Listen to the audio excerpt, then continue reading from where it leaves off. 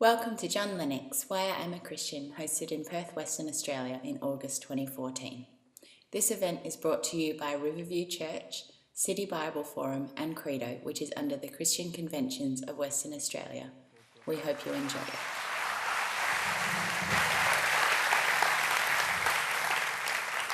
Well, ladies and gentlemen, it's an immense honour to be with you, all three of you.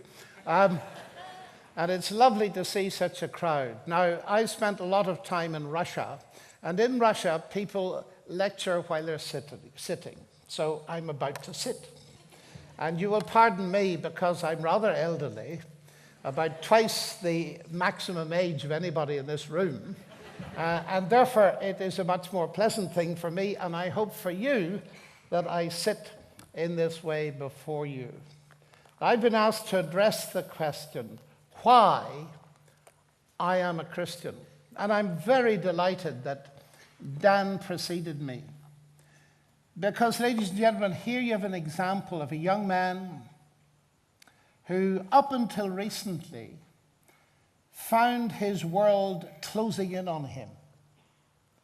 And suddenly, just over a period of time, something happens to him that begins to expand both his mind and his heart and changes his life fundamentally so that his songs are filled now with meaning. And you know, if I were to summarize in just a few words why I'm a Christian, it's because Christ gives me the biggest story to put my life into of any story that there is on offer. In other words, he solves for me the problem of meaning and significance. And that's the question we ask all the time. Who am I? What is my significance? And in the sea of humanity, we often feel so terribly small and we feel so unsuccessful in life. We look around at those who are more talented, more beautiful, more able, more skilled, and we see the defects in ourselves, and we look back over a record of messing it up, and we wonder, is there any ultimate significance? And many atheists will help us and tell us that there is no ultimate significance. All you are as a human being is an eczema on the face of the universe with no more significance, as one philosopher put it, than slime mold. And ladies and gentlemen, the battle in your mind tonight as well is the battle over the question, who am I? I love the ancient Greeks, you know. I hope you do. They were brilliant.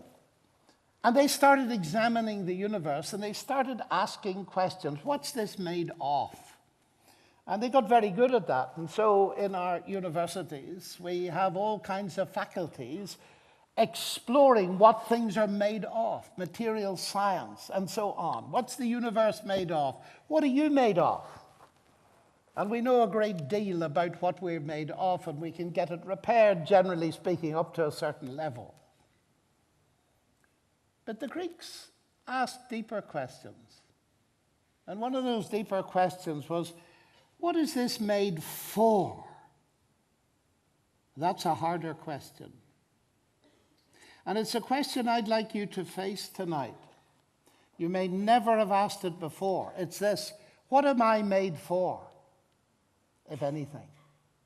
You know so much about what you're made of. But what were you made for? Let me illustrate this.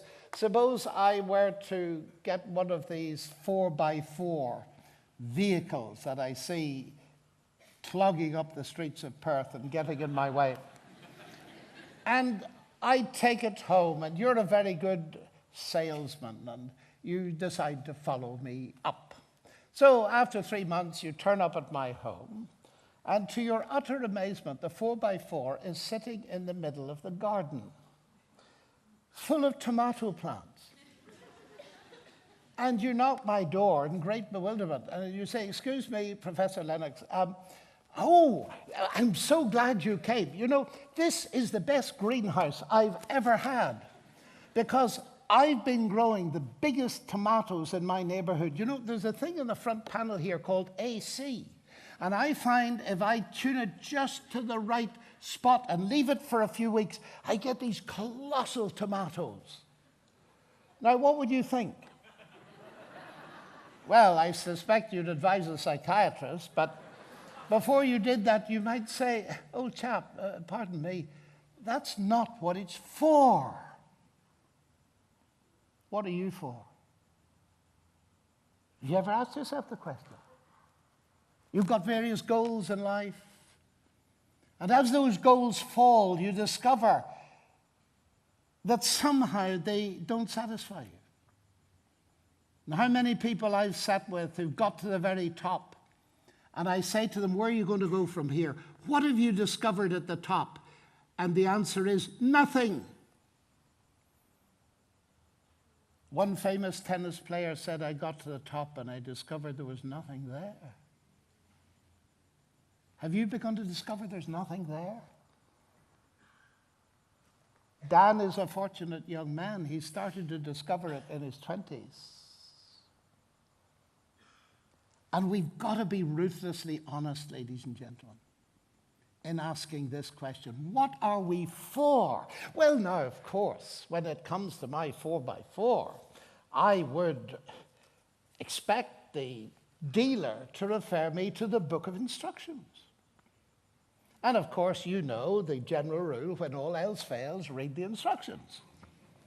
And the sophistication of everybody's gizmos these days is such that the instructions are in CDs in inaccessible places, and you rack your brains trying to sort out how to get your iPhone connected and all the rest of it.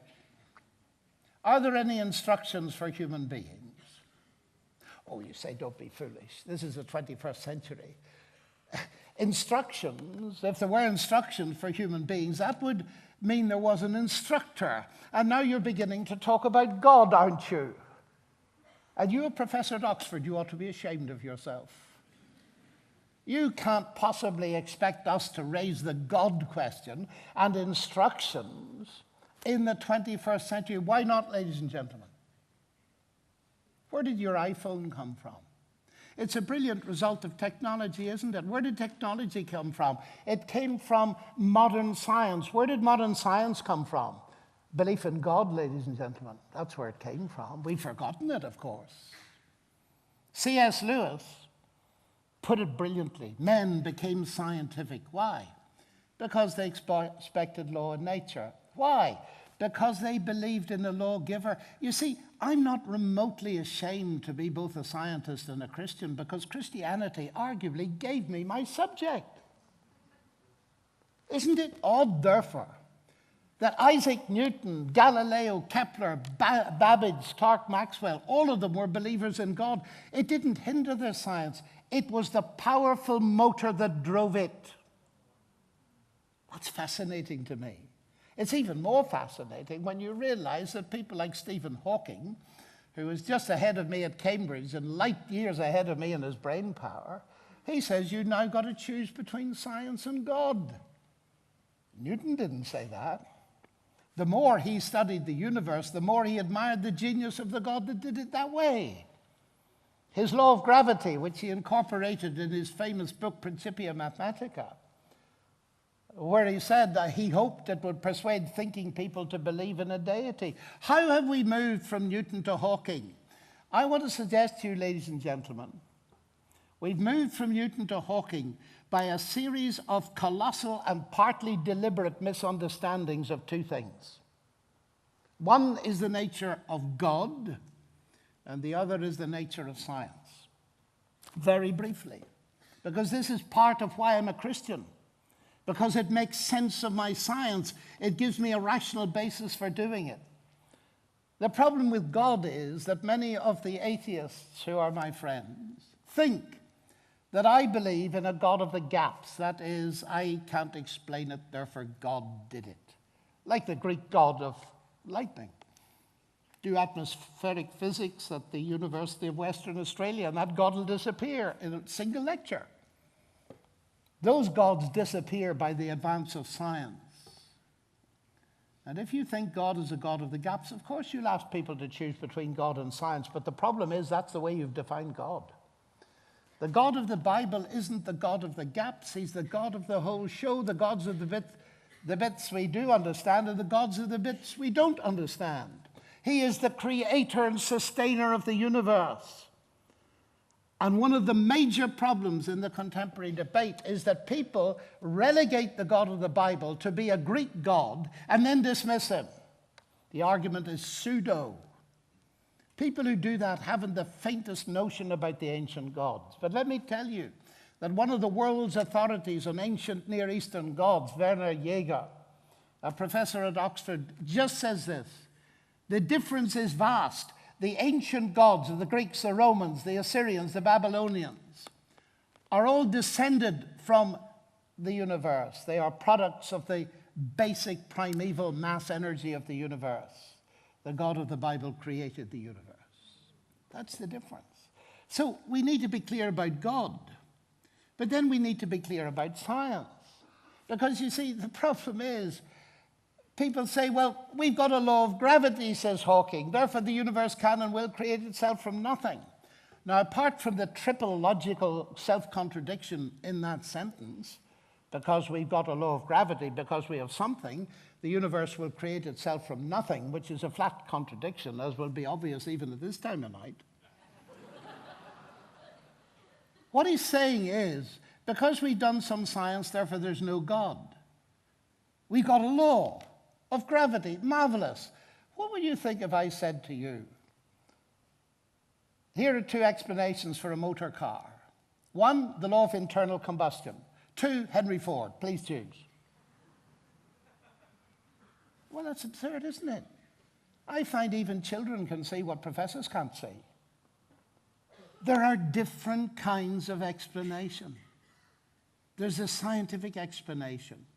Why is the kettle boiling? Because the heat energy has got to such a stage that the molecules of water are vibrating, that they're spitting off steam, and the pressure's building up and the whistle's going. That's why it's boiling. No, it isn't. It's boiling because I want a cup of tea. Well, I'm glad you laugh, because now you've understood the difference between two kinds of explanation. It's the same at the level of the universe, ladies and gentlemen. God is not the same kind of explanation as a scientific explanation. God is the reason there are any explanations at all.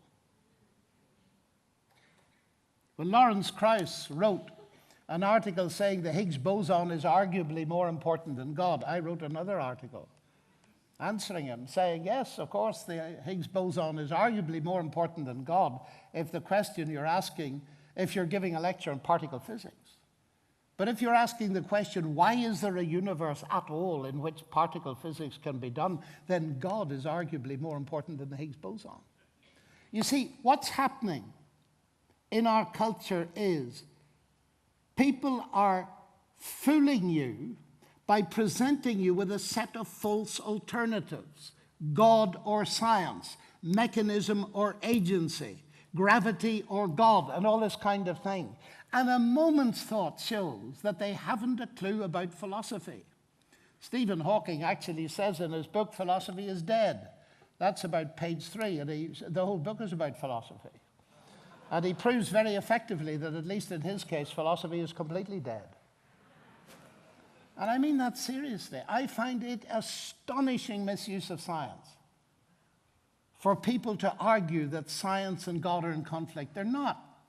Where the conflict lies, ladies and gentlemen, is between two worldviews: atheism and theism. And there are scientists at the highest level, even the Nobel Prize level, on both sides. So what we've got to ask really is, does science lead towards God or lead toward atheism? Now, I've made the point from history. I'm just going to make another point, because this doesn't get us to Christianity yet, but it clears some of the fog that stands in the way of many people even beginning to see what Christianity claims. You see, my big reason for rejecting atheism is because I'm a scientist, not because I'm a Christian. And here's the reason. What do I do science with? Well, you say my mind. Well, that's generous, because most of my atheistic colleagues say the mind is the brain. There's nothing but the brain stuff. And then I ask them, what's the brain? And they say, well, the brain is the end product of a mindless, unguided process. And then I say, and you trust it? Isn't it ironical that people are prepared to trust what they themselves believe to be the end product of a mindless, unguided process when, if they knew that their computer, which they use for 23 hours a day, was the end product of a mindless, unguided process? Atheism doesn't shoot itself in the foot, ladies and gentlemen. It's far worse than that. It shoots itself in the brain, and that's fatal. Now, you see, the Christian, the believer in God, has a reason for doing science. It's the reason that Galileo, Kepler, and Newton had, which is why science exploded in the 16th and 17th centuries. It's that they expected and believed science could be done because they believed in a rational creator. You see, faith lies behind science, both faith in God, and then the next step, faith in the rational intelligibility of the universe that springs from a belief in a rational God. I hope you're with me so far, because these arguments are enormously important, and you'll notice they're dead simple. There are no tricks here. These arguments are very simple indeed, but the fog is such that when a high-powered person says God is a delusion, as Stephen Hawking put it the other day when interviewed, he said, belief in God, religion is a fairy story for people afraid of the dark.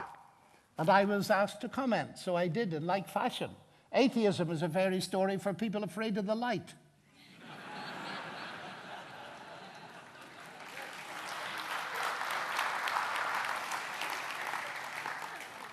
You shouldn't clap. Statements like that don't prove anything. You see, the big problem that comes out of that is this, that statements by scientists aren't always statements of science. Can I repeat that? Statements by scientists are not always statements of science. You get Carl Sagan, very famous with his TV series Cosmos. The universe is all that there is, was, or ever shall be. That's not a statement of science. It's a statement of his atheistic belief. That's all it is. Now, you see, ladies and gentlemen, once we've cleared that fog, we can come to the central thing. Because what we got next to see is that God isn't a theory, he's a person.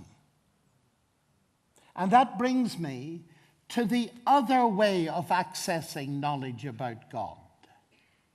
We can read certain things from the universe, I believe.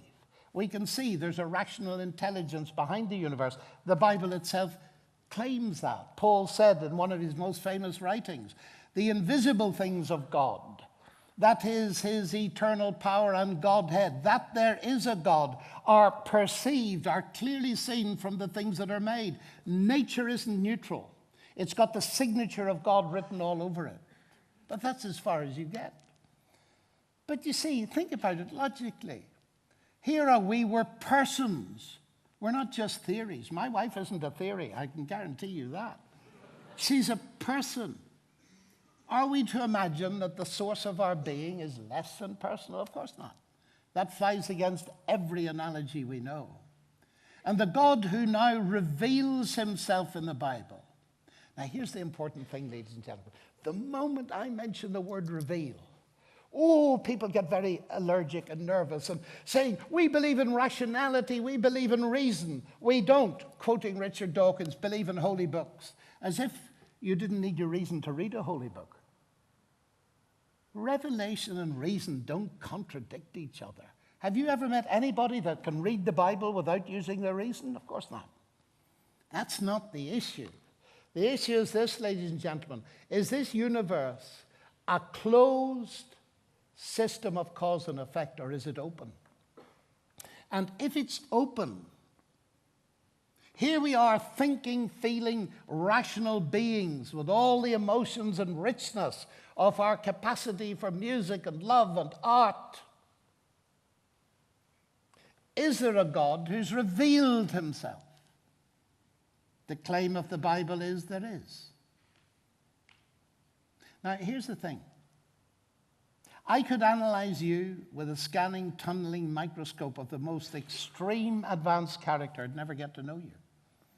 The only way I'll ever get to know you is if you talk, and reveal yourself to me. And that's the only way you'll ever get to know me. Now, here's the exciting thing about Christianity, is that the claim is, in the beginning, God created the heavens and the earth. And God said, let us make man in our own image. Do you realize what that means? The stars and the galaxies that you see so clearly sometimes overhead in Perth, they're not made in God's image. They show his glory. You were made in God's image. Just think of the value that gives you. I think that's powerful stuff. To be able to tell men and women that they're of infinite value and dignity, made in the image of God, and therefore creative, with all those talents and gifts. But the sad thing is, we find a world that's broken and bruised. It looks as if a bomb had hit it. Dan talked about an explosion in his own heart. It's a good metaphor. It's a bit like Christchurch Cathedral, isn't it? Traces of beauty we can see, but lots of damage through earthquake. Or Coventry Cathedral. Traces of beauty and damage through bombing. And the world presents us with a mixed picture. But that doesn't take away from the fact that we're made in the image of God. It just points out that. We see that. It's a living memory. But we feel a disjointedness between the concept of being made in the image of God and the perfection and the mess and the stuff that keeps foaming up like vomit inside our own personality and destroying us from the inside. And every one of you young people know you're only one click away from disaster at any time in the contemporary age. One click. How do you battle with it? I grew up in a very different world. I was so protected. But I see my children, my grandchildren, surrounded by a sea of intellectual sharks and moral sharks wanting to destroy their lovely personalities. How could you recover that? And here's the brilliance of the Christian message. God became human. Now, ladies and gentlemen, one of the biggest arguments in our society is, are human beings special? Your famous Professor Peter Singer, whom I've debated, thinks not. I think he's wrong. And one of the most powerful arguments for humans being special is that God became one. How about that? That's big stuff, isn't it? You see, Dan pointed it out. He said the claims Jesus made were incredible. We miss them if we don't sit and reflectively take them seriously. He stood in our world at the age of about 30 and said, I am the truth. He didn't simply say, I say the truth, although that's true. He said, I am the truth. What? You mean if you ask the truth about this universe, and you reduce it to atoms and elementary particles and ask what's the truth about them, and keep on asking, you'll come to Jesus Christ, who will stand in front of you and say, I am the truth. Is that big enough for you? The thing that I find sad about my atheist friends is the tininess of their world, ladies and gentlemen. They don't have a God to begin it. It was some kind of spontaneous combustion, and we could talk about that. I've written a book about it. And they don't have a God to sum it up. They live in a tiny space. And the space for each individual is 70 years, give or take a little bit. And then the silence, they believe, and the blackness of an eternal tomb. What sort of an existence is that? Richard Dawkins, when I put it to him, said, yes, it's bleak, but that doesn't mean it's false. I said, Richard, it's bleak, but that doesn't mean it's true. How would we know that this world isn't a closed system? Because in space, time, and history, God incarnate, Jesus Christ, was crucified, died, and broke the death barrier by rising again from the dead. That's why I'm sitting here. You say you can't believe that stuff as a scientist. I mean, after all, miracles are violations of the laws of nature. Come on, you can't believe that stuff. David Hume proved it long ago. No, he didn't. It's so easy to see he didn't, you know. And Lewis again pointed it out brilliantly in the 1940s. I'm staying in a hotel in Perth. I put $100 into my drawer last night. I put $100 tonight, and tomorrow I find $50. What does that mean? That the laws of arithmetic have been broken, or the laws of Western Australia? Oh, I'm glad you laughed, because you see the difference between the two uses of the word law. We get so hung up on this. We think laws in science are somehow causes, or they're like a law that's passed by the government that you violate. Notice the word violate. That's nonsense. How did you know a thief had taken $150 out of my drawer? Because you know the laws of arithmetic. That's how people realized that something spectacular had happened when Jesus reappeared from the dead. Because they knew that dead people don't just come wandering about after they died. If they didn't know that dead people normally remain dead, they wouldn't have been remotely surprised at seeing Jesus. But when he appeared from the dead with such enormous authority and power, enough to transform 11 men into men that conquered the ancient world and brought the message of Christianity throughout the world. There's evidence in history that the thing is real. As a famous ancient historian put it, there's a resurrection-shaped hole in history. But that's long ago, ladies and gentlemen. And so I come to the next set of reasons. Why I'm a Christian? Because it works, ladies and gentlemen. You see, Christianity is testable. You say, no, it's not testable. You only get testable things in science. No, you don't. Jesus Christ promises you that if tonight you take all that stuff that's clogging up your conscience and your heart and repent of it, and deliberately, as a step, say, Lord, you died for this. I don't understand how it works, but you died for this. To take all that mess upon yourself. I don't know how you did it, and I don't know why you did it. But I see that you did do it, and I'm prepared to trust you. He promises you that you will tonight receive forgiveness, receive eternal life, a new quality of life. And that will make in time such a difference to you as it's made in Dan. How many hundreds of times I've seen marriages saved, where people were fighting each other out in the courts, and suddenly they come to encounter Christ and they realize that both of them are desperately wrong, and they seek forgiveness and they repent, and you've got a marriage and the foundations of a happy full home, and some more children have a chance, a half-decent chance of a life.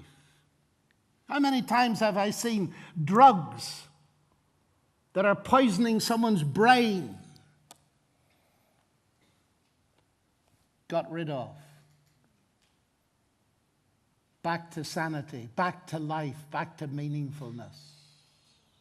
Do you know, when you see that, you begin to think there's something in this business. People who've been friendless and lonely and isolated. Ladies and gentlemen, the trouble is we believed a colossal lie. It's been going on for millennia. It's that God is somehow against us. Christopher Hitchens said to me in a debate, he said, who would want a great North Korean dictator in the sky watching you? I said, Christopher, you make me very sad. Who would want a woman in their house watching them all the time? My wife is in the house all the time. I said, Christopher, if the person watching you is not a North Korean dictator, but someone who loves you, it's wonderful to have them in your home and in your life. Ladies and gentlemen, don't believe the lie that God is out to repress and suppress all your human flourishing.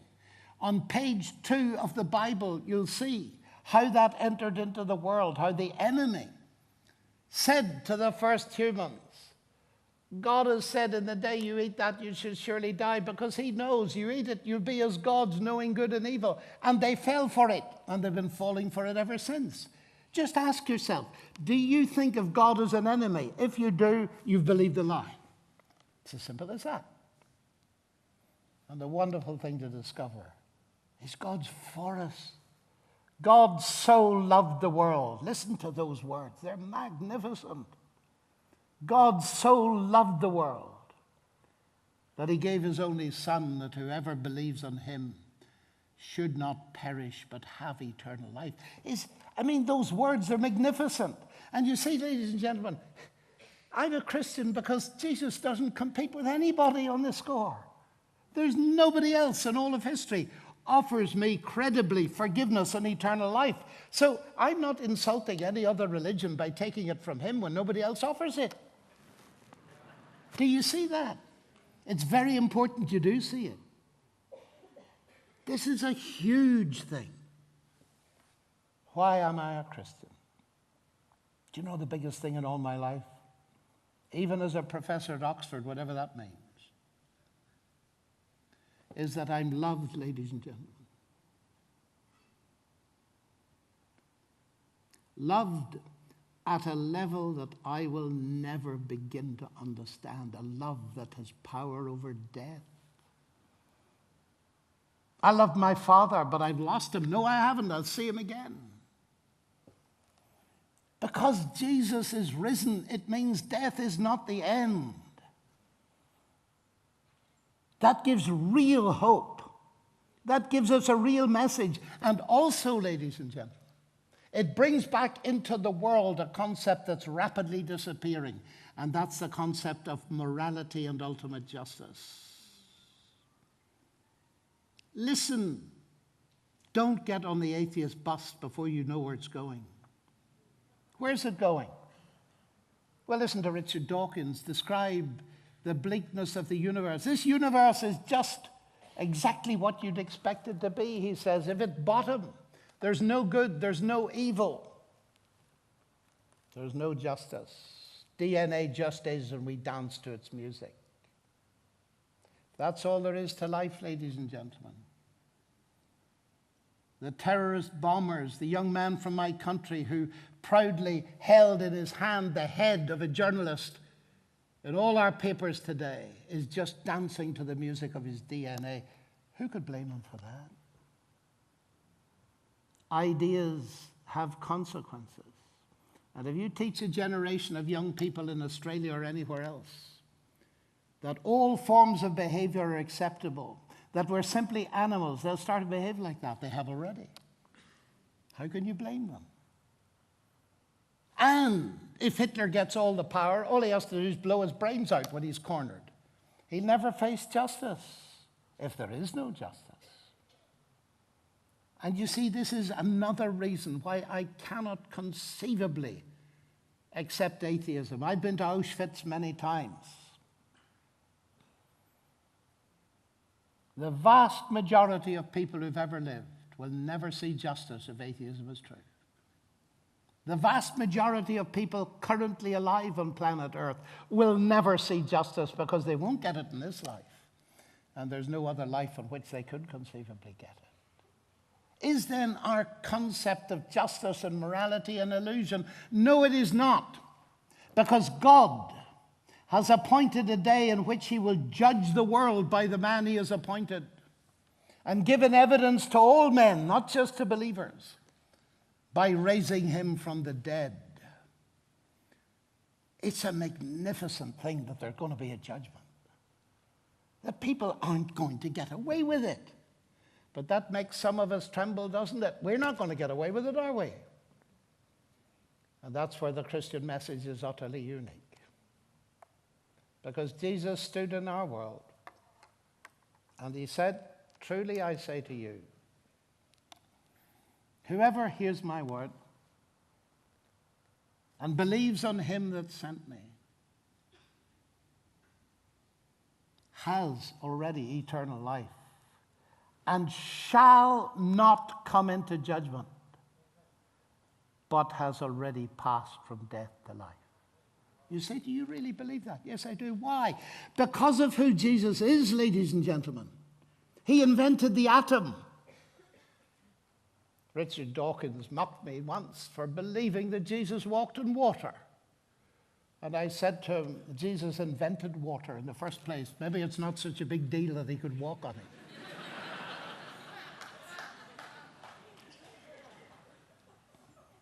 I'm done. You're going to have time for questions. But I appeal to you young people. I want you never to forget this evening. Because you see, I'm telling you what so many people, when they reach their 50s and 60s, wish they'd heard when they were 17 and 18. Don't waste your life. Invest it in reality. But you'll only believe in reality if there's evidence. You've probably come with a Christian friend tonight. Squeeze the guts out of them to get the information out of them what Christianity is and means. Plague them. It's so important to be sure. I understand people who are not sure. But you can be sure. Why? Because it's not you simply seeking God. God seeking you. And he came into the world to find you. Wouldn't it be wonderful if you met him tonight? Thank you very much.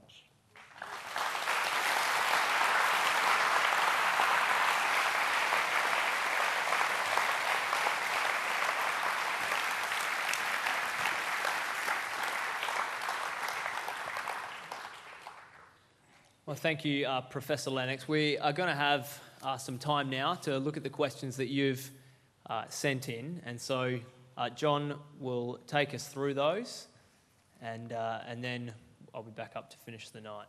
So I'll leave you with John again. Good. Well, thank you for these questions, ladies and gentlemen. Why do so many kids who've grown up in church drift away from God and church? The main reason given in our country is because they don't answer our questions. Let me speak to those of you who do go to church. We need to get our act together. We have been scandalously lax in not facing the questions of a younger generation. Many in the older generation think they've settled all the things, and a new raft of questions have come up to which I find even many ministers and churches have no answers. And if you're talking irrelevancy in a church on Sunday, you lose everybody. Of course you lose them. Because they watch TV, it's professionally done. They see answers, they see wonderful discussions of science and of music and so on. So we've got to get our act together. So that's one of the main reasons. There are other reasons, of course. People sometimes discover rightly that Christ makes moral demands and they're not prepared for them. They think they can run the automobile that is human life without the instructions, and they don't realize that the instructions are written by somebody who loves us. And we have a great task to do, to repair that, to show living Christianity to our young people. Have them into your home. How many of my children's friends would come into the home and they would just say to my sons and my daughter, your home is so different. Why is that? Be a witness. Engage. All of these things are so vastly important, and I'd be tempted to preach a sermon about it, but I'm not.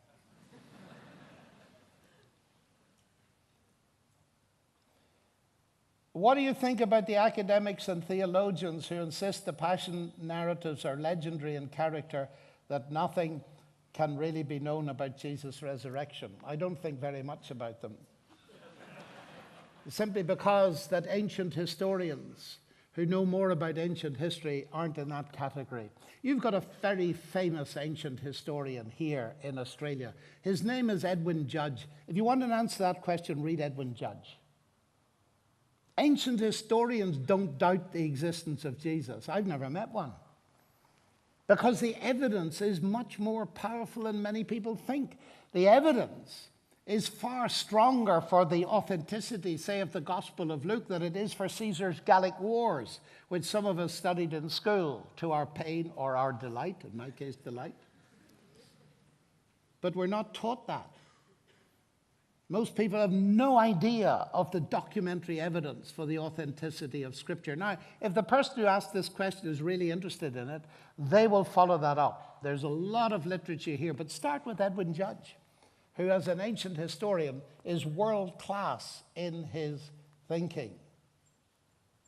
What do you think about Christianity being the enemy of free thinking? Well, I think it's entirely wrong. But it is an impression that some Christians have either deliberately or unwittingly given. Ladies and gentlemen, it should be obvious if you've ever read the commandments that the first commandment is to love the Lord your God with all your mind, soul, heart, and strength. To love the Lord with your mind. How did that commandment get lost in some spiritual traditions? You are insulting God if you don't love God with your mind. That's one of the reasons Christianity goes dead in so many professional people. They love their business with their mind. I even know some people that know the football scores for the last 50 years off by heart. But when it comes to the Bible, they don't know it. They haven't got to know it. They go to church, they say their prayers, and so on, but they've long since lost any cutting edge of witness, because when they open their mouths about their faith, it's inarticulate and it's so puerile that their colleagues see it, and so they're silenced forever. And you're living in a society, and so am I, where the biggest pressure is to privatize our faith. Keep it to yourself. You want to believe in Jesus? That's nice for you. But don't you bring it into the public space. Ladies and gentlemen, I'm going to bring it into the public space. You need to get the courage to do the same thing. Your public space isn't necessarily this size. It's the person you know at work. Or are you living in a silent world when it comes to Christianity and a loud world when it comes to music and football and everything else and politics? Just analyze your conversations of the last week. How much time have you invested in dissecting the previous Prime Minister of Australia? And how much time have you spent discussing God with people? That'll tell you something. How much time have you spent looking at a screen? And how much time have you spent looking at Scripture? We'll never reach this generation if we play religion. And some of you young people, and I'd challenge you, if you're going to influence this world for God, you need to take Scripture seriously and God's Word seriously. And get into it and spend hours in it. Immerse your lives in it. And then you will not have people around you saying, why is Christianity the enemy of thought?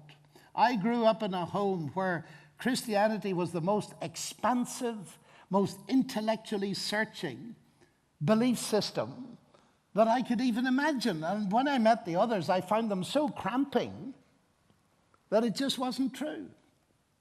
Forgive me, I might wax eloquent about that, you see. How do you feel about the Western world moving away from Christianity? How do you respond? Well, you know, it's like the starfish. There are millions of starfish stranded on the beach, and the man is going along, and he picks up one and he throws it back. And somebody says, well, you're not helping much. It makes no difference. Well, he said, it does to that starfish. And that's the way to start, ladies and gentlemen. If we don't break the barrier of silence individually, we'll never do anything. We are brilliant at leaving it to the pastor, at leaving it to the other person. This is not my task. The New Testament doesn't imagine a silent, non-evangelizing Christian. We're not talking about the gift of evangelism like Billy Graham. We're talking about the command to answer people's questions. And the Apostle Peter says, always be ready to give an answer to those that ask you. He envisages dialogue. Have you noticed that? And our task is to provoke dialogue. Right. As you brought up C.S. Lewis, Aslan defeated the White Witch in the famous book Lion, Witch and Wardrobe. What was the link between that and Jesus? Why actually did Christ have to die? As if it were a rule that he had to obey. It wasn't a rule he had to obey. He laid his life down freely, ladies and gentlemen, because he loved you and me. And why did he have to die? Because sin is a killer. Haven't you realized it yet? Sin is the biggest problem every government in the world faces today. Now, we think of sin usually in a couple of areas, like sex and so on. So let's think of it. It's messing up. It's our innate human capacity to make an absolute mess of things. It's the biggest problem. It's a killer. It's killing people in Perth tonight, and they'll be dead before the morning. I can't explain to you how Christ's death deals with it. I can't tell you what gravity is, ladies and gentlemen. Nobody knows what it is, so don't expect me to be able to explain something that's infinitely deeper. But I believe in Christ's death as effective because it works and because it makes sense. So, what is my view on evolution and creation? Considerable and extensive. And I've written a book on it called God's Undertaker, A Science Buried God. And I've written a second book on it called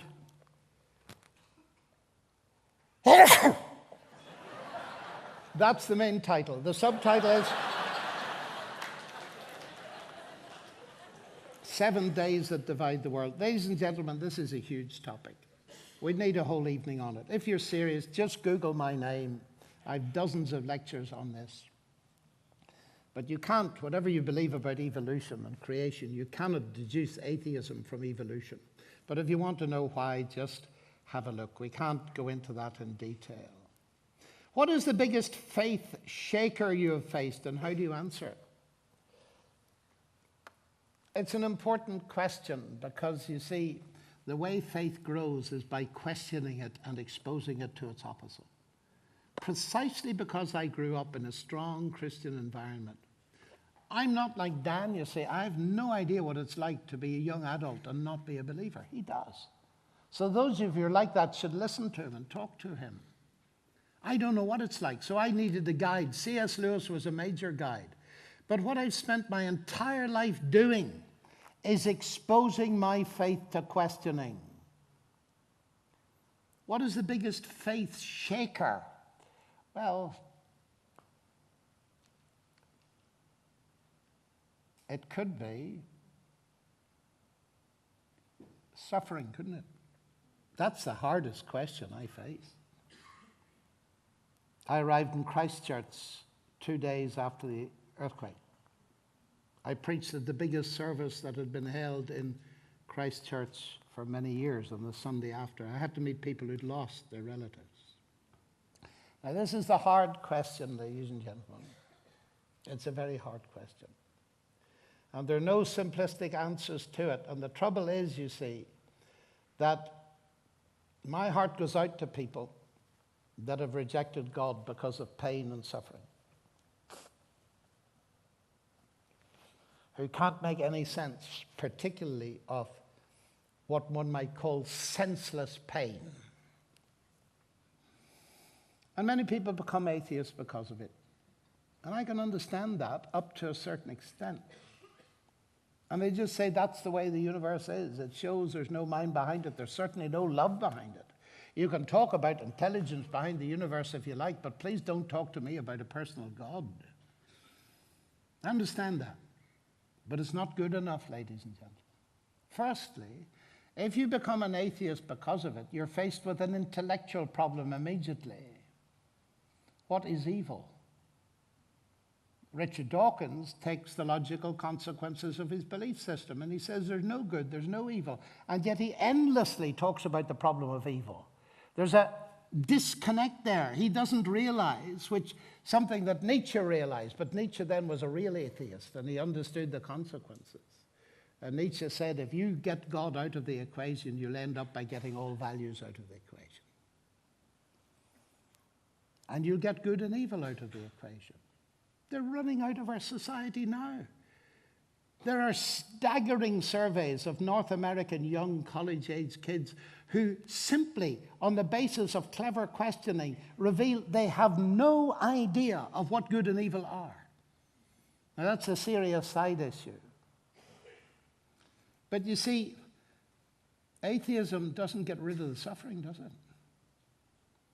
In fact, it could be argued it makes it 10,000 times worse. Because it gets rid of all hope. I have a problem with pain and suffering because I continue to believe in God. But you see, ladies and gentlemen, this brings us straight. The only place in the whole of the universe I see a way into this question is the cross. Because at the very least, if that was God on the cross, what's he doing there? I never forget being in one of the largest synagogues in the world, and I was trying to help a young Jewish lady understand the Yiddish that the rabbi was talking, and my Yiddish is very poor. I speak German, so I was doing my best, and I'm afraid I was taking translator's license, and we were in an exhibition of the festivals of Israel, beginning with the Passover and so on. So I took a little bit of liberty, since I didn't understand everything, to explain that this had found fulfillment in Jesus, the Messiah, you see. So I was gently adding to what was being said. And eventually I hadn't noticed that in the middle of the room there was a big montage. And it was the gate of Auschwitz, Arbeit macht frei, work will set you free. And she stood, she was a very intelligent architect, put her hands out like this, across the door, and she said, what does your religion make of that? And I said, I wouldn't insult your memory of your parents who were gassed behind those gates by giving you some simple explanation. I said, you know, you've asked me, and I'm going to answer your question, but it's going to be very difficult. You know that I believe that Jesus, Yeshua, was HaMashiach, the Messiah. And she nodded with her hands still out like this. I said, the next bit is even harder because he claimed to be God incarnate. Now, I said that's very hard for you to accept, but just try and follow me and try and just accept for a moment that that might be true. You know he died on a cross, and she nodded, still with her hands out like this. I said, if that's God on the cross, what's it saying? I said, at the very least, it's telling me that God has not remained distant from the problem of human suffering, but has himself become part of it. And the tears just burst from her face as she still stood forming a cross. And she said these words, which I shall never forget. She said, why has no one ever told me that about my Messiah before? He didn't only die, ladies and gentlemen. He rose from the dead. That's what gives me hope. There is to be a judgment. God will see that justice is done, and he will do it, and it will be seen to be done. Atheism is nothing of that. I said that to you earlier. So I think there's a way in, but we must do it with sympathy. It can take years to work off the loss or the abuse. We may never really get over it, but to discover a God that loves us and is prepared to surround us with his love and to promise us one day a new body to replace the one that's been abused. That's a magnificent thing to be able to tell people. There's a related problem, and I'm going to stop with this because my time's up. How can I be convinced that Christianity is the only truth about God? Why should it hold more credibility than Buddhism or Hinduism? Well, ladies and gentlemen, you have to decide that on the basis of evidence. Which of them really makes sense and answers your questions.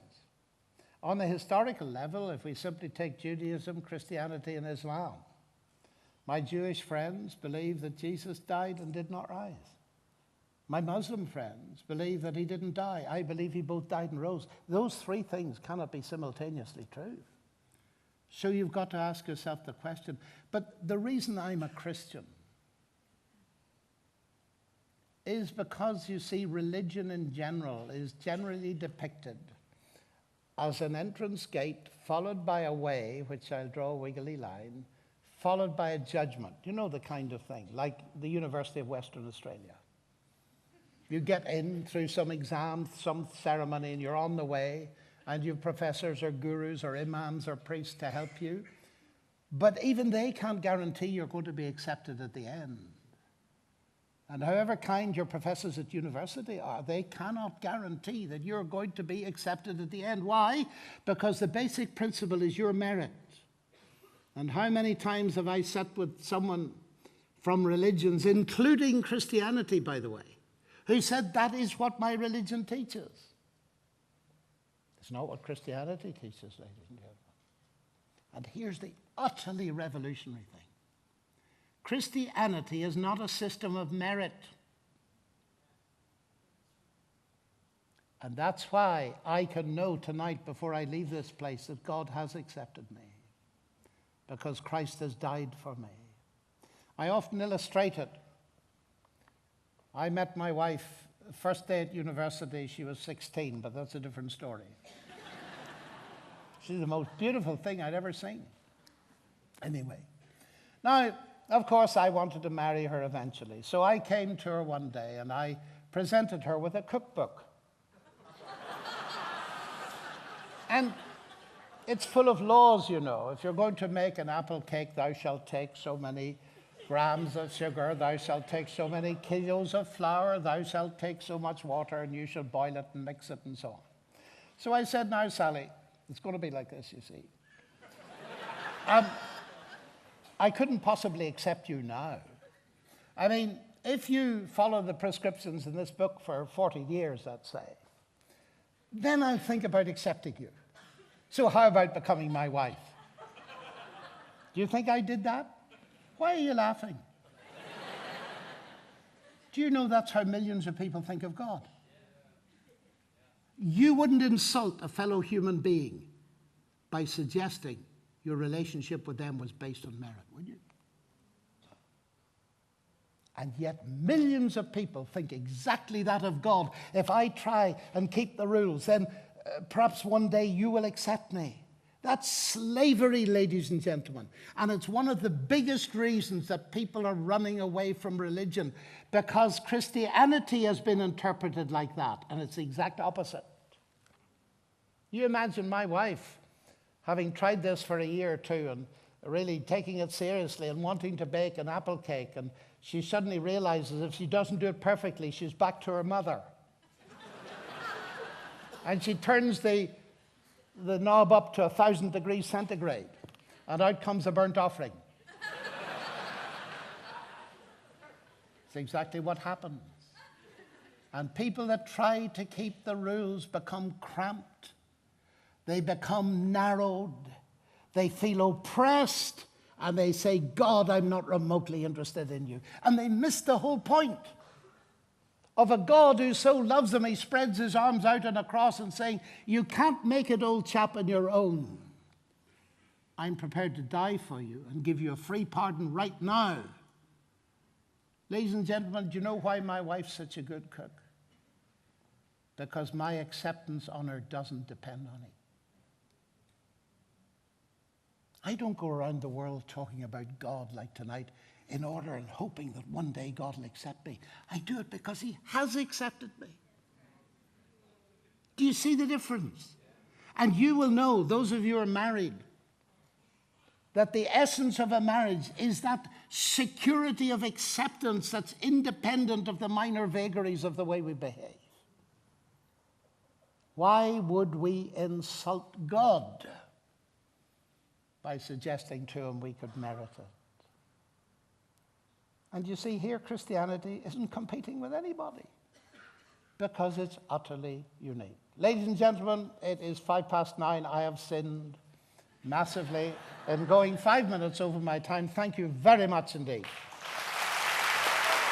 Thanks for watching John Lennox, Why I Am a Christian. We hope you enjoyed it.